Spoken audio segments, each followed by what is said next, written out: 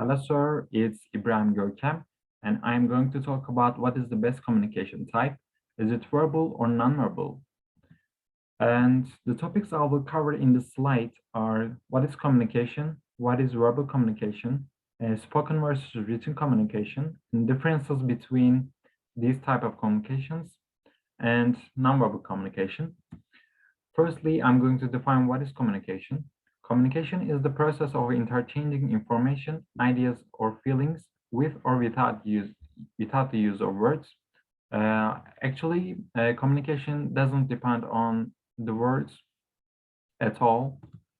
And what is verbal communication?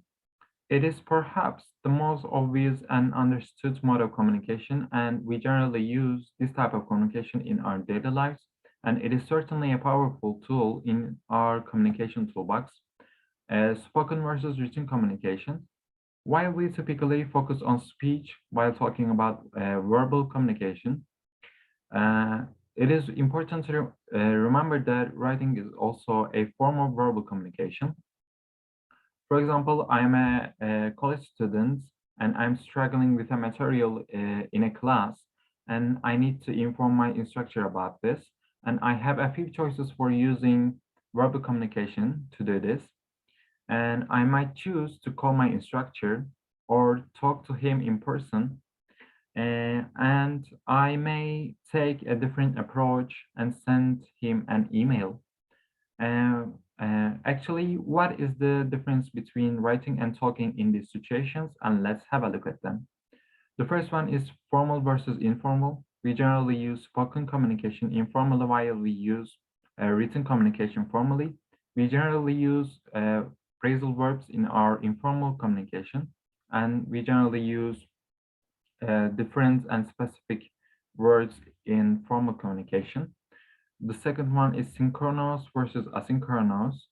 Synchronous communication is a communication type that takes place in real time in real life, such as a conversation with my friend or with my family, etc.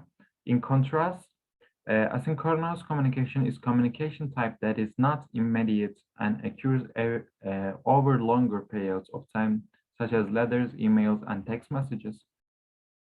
Recorded versus unrecorded. Written communication is generally archived, while spoken communication is not. And benefits of spoken communication.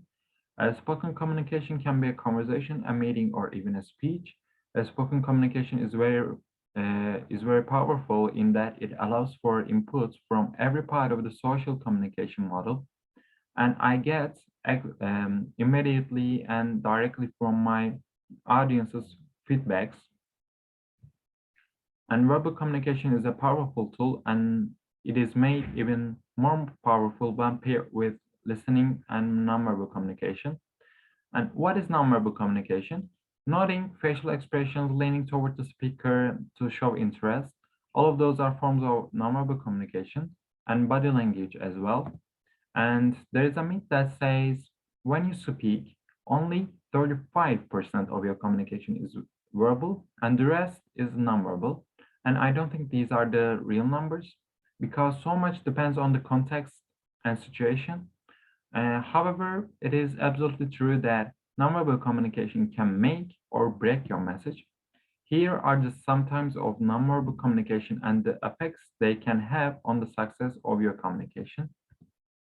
The first one is facial expressions.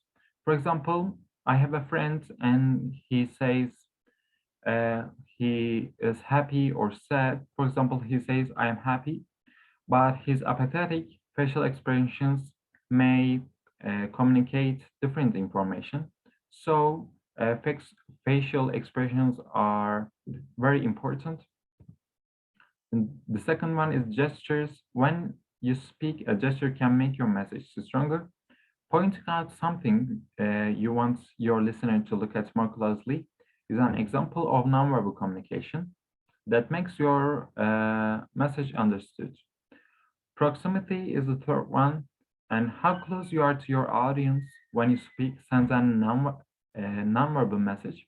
If your size is imposing and you leave a very small distance between you and your listener, it is likely your nonverbal communication will be a bit threatening. And these are the proximity circles. And this is intimate. This may disturb the person. This is personal, social, and public space. The fourth one is touch. Shaking an audience member's hands, putting your hand on his shoulder. These are the nonverbal cues that can affect the success of your message. Touch is a very visceral, instinctive form of communication. And if you are not careful or completely withhold contact, you could communicate the wrong message without even knowing. The touch is very important. The fifth one is eye contact, making and maintaining eye contact with an audience when you are verbally communicating or listening communicates to the other party that you're interested and engaged in the conversation. And good eye contact often conveys the trait of honesty to the other party. When you want to look away, do it slowly. Do not look down when you look away. Rather than looking away, look at another spot on the ear, on person's face, and make eye contact before you start talking to someone. And appearance is very important.